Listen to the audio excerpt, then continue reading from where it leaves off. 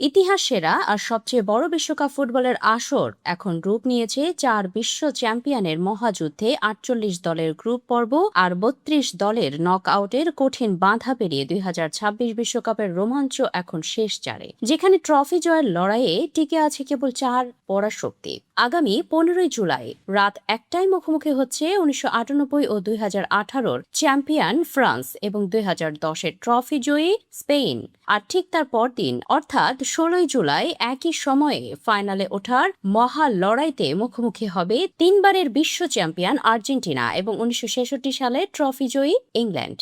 ইউরোপের 3 শক্তির মাঝে লাতিন আমেরিকার একমাত্র প্রতিনিধি হয়ে টিকে আছে আর্জেন্টিনা। জার্মানি ও ইতালির 4টি করে বিশ্বকাপ জয়ের রেকর্ডে ভাগ বসাতে আর মাত্র 2টি জয় চায় মেসিদের। কিন্তু ম্যাচ শুরুর আগেই এক অবিশ্বাস্য পরিসংখ্যান স্বস্তি দিচ্ছে আর্জেন্টিনার সমর্থকদের। কি সেই রেকর্ড? পরিসংখ্যান বলছে 96 বছরের বিশ্বকাপ ইতিহাসে আর্জেন্টিনা ফাইনালে উঠে তিনবার হারলেও কখনো সেমি-ফাইনাল থেকে বিদায় নেয়নি।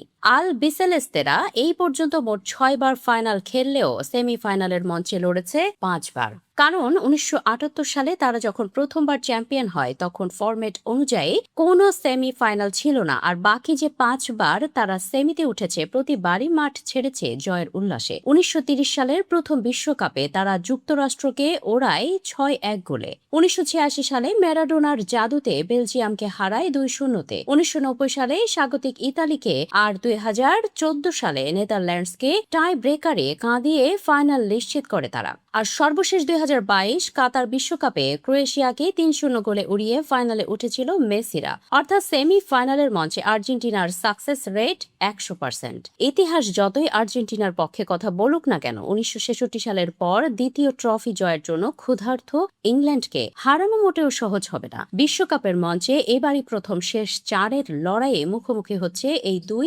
চিরপ্রতিদ্বন্দ্বী।